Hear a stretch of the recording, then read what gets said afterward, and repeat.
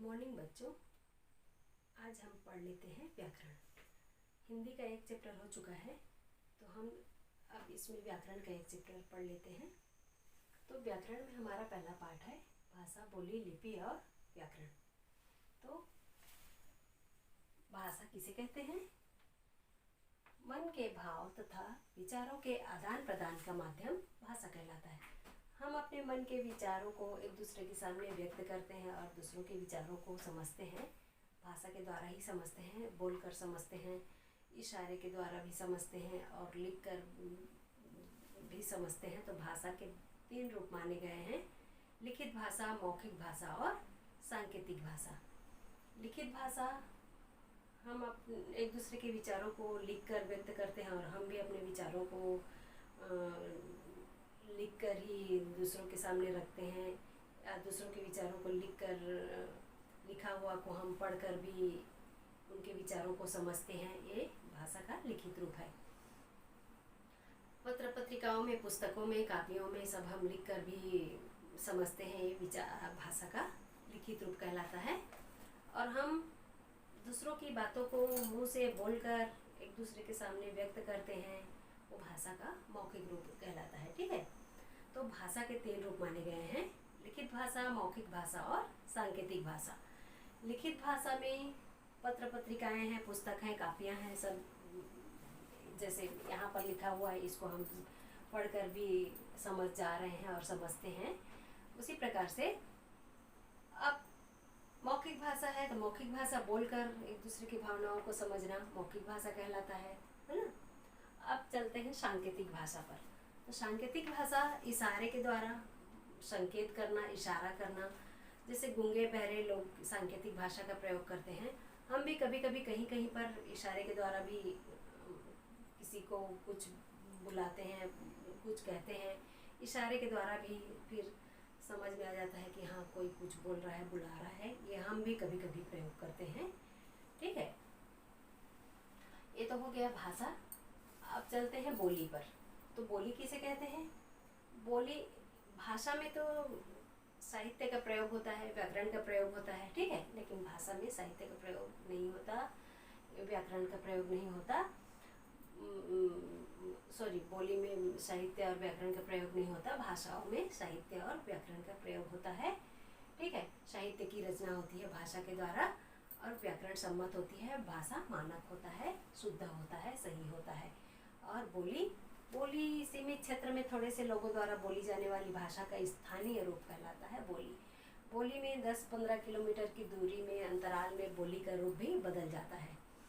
बोली लोग एक दूसरे से बात करने के लिए स्थानीय लोग गांव में बोली का प्रयोग करते हैं।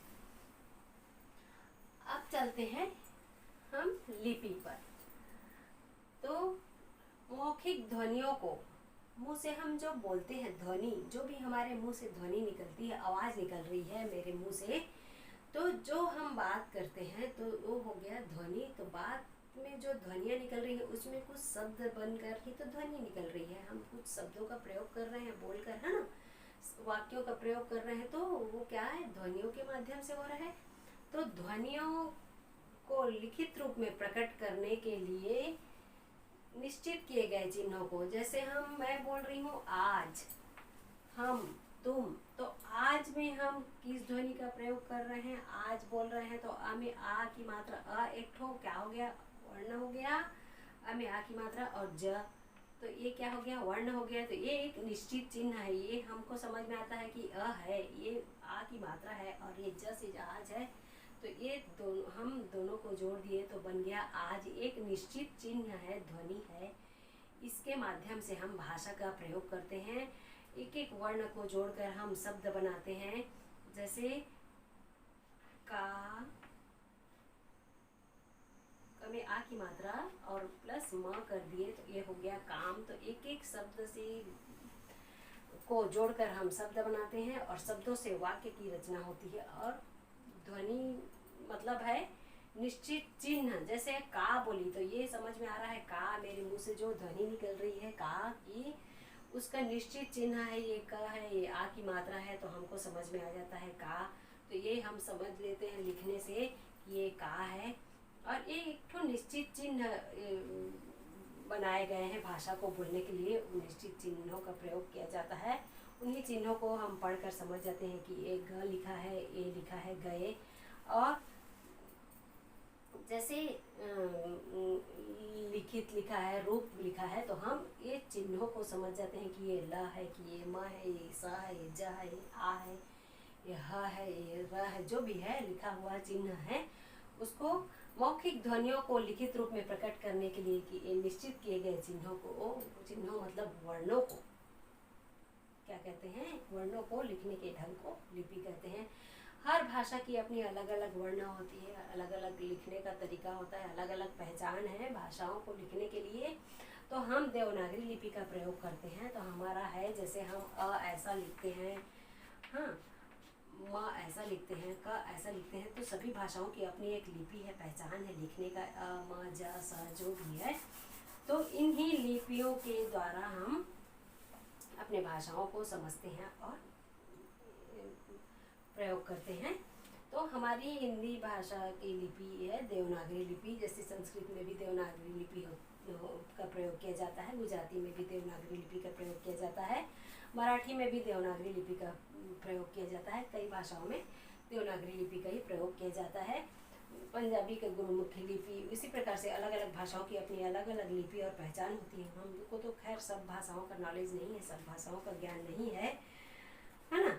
अरबी में अरबी लिपि होती है, अंग्रेजी में होती है रोमन लिपि। उसी प्रकार से अलग अलग भाषाओं की अपनी अलग अलग लिपि और पहचान होती है। तो ठीक उसी प्रकार से हमारी भी हिंदी की देवनागरी लिपि है, तो हम देवनागरी लिपि का प्रयोग करते हैं। ठीक है, तो अब लिपि हो गया। अब चलते हैं व्याकरण। तो व्याकरण किसे कहते हैं? ठीक है, तो व्याकरण जो शास्त्र भाषा के शुद्ध रूप को बोलना व लिखना सिखाता है, उसे व्याकरण कहते हैं। व्याकरण के माध्यम से ही हम भाषाओं को शुद्ध रूप प्रदान करते हैं, भाषाओं को सही ढंग से बोलते हैं, लिखते हैं, समझते हैं, और मानक रूप व्याकरण के द्वारा ही मिलता है। मानक मतलब शुद्धता। तो हर भाषाओं का अपना अलग व्याकरण होता है। जैसे इंग्लिश में होता है इंग्लिश ग्रामर, उसी प्रकार से सभी भाषाओं का खाली हिंदी इंग्लिश का नहीं, सभी भाषाओं का अपना एक साथ में व्याकरण भी होता है, जो भाषा को शुद्ध रूप से बोलना, लिखना और पढ़ना सिखाता है। व्याकरण के माध्यम से ही भाषा को सही और शुद्ध रूप प्रदान होता है। ठीक है, व्याकरण के बिना हम भाषा को शुद्ध रूप से नहीं बोल सकेंगे, नहीं समझ सकेंगे और नहीं पढ़ सकेंगे। व्याकरण ही भाषा को शुद्धता प्रदान करता है। और व्याकरण के 3 अंग माने गए हैं: वर्ण विचार, शब्द या पद विचार, वाक्य विचार। ठीक है, वर्णों के मौखिक और लिखित रूप पर विचार किया जाता है वर्ण विचार में, है ना। और शब्द विचार में इसमें शब्दों के भेद, उत्पत्ति और रचना आदि पर विचार किया जाता है। शब्द विचार के अंतर्गत वाक्य विचार में इसमें वाक्य के अंग, रचना, विराम चिन्ह आदि पर विचार किया जाता है। हम कुछ भी वाक्य लिखते हैं, वहाँ पर कहाँ पर क्या विराम चिन्ह आएगा, कहाँ पर क्या रुकावट है, कहाँ पर रुकना है, कहाँ पर फिर आगे बोलना है, इससे हमको पता चलता है विराम चिन्हों से। ठीक है, तो व्याकरण के 3 अंग माने गए हैं: वर्ण विचार, शब्द या पद विचार, वाक्य विचार। ठीक है, अब थोड़ा सा और कुछ, जैसे आप लोग को कुछ डाउट रहेगा तो आप लोग ऑनलाइन क्लास में कुछ भी डाउट रहेगा उसको पूछ सकते हैं। खैर इस पाठ का भाषा, बोली, लिपि और व्याकरण का प्रश्न उत्तर तो मैं खैर आप लोगों को क्लास में डाल दूंगी PDF द्वारा। और कुछ भी डाउट रहेगा तो आप लोग क्लास में मेरे को अपना डाउट क्लियर कर लेंगे। तो व्याकरण वह शास्त्र है जिसके द्वारा किसी भाषा को शुद्ध बोलने, पढ़ने और लिखने के नियमों का ज्ञान होता है। अर्थात व्याकरण भाषा के शुद्ध रूप और प्रयोग का ज्ञान कराता है। व्याकरण के बिना हम भाषा को शुद्ध और सही रूप से नहीं बोल पाएंगे, नहीं लिख पाएंगे और नहीं भाषा का ज्ञान कर सकेंगे। और व्याकरण का हमको जानना बहुत ज़रूरी है सभी भाषाओं में। ठीक है, और कुछ डाउट रहेगा तो आप लोग मुझे क्लास में ज़रूर पूछेंगे। ठीक है, आप लोग अपना डाउट नोट करके रखेंगे और ऑनलाइन क्लास जब भी होगा, पढ़ाई होगा इसके बारे में, इस पाठ से संबंधित, तो आप लोग ज़रूर पूछेंगे। ठीक है, थैंक यू।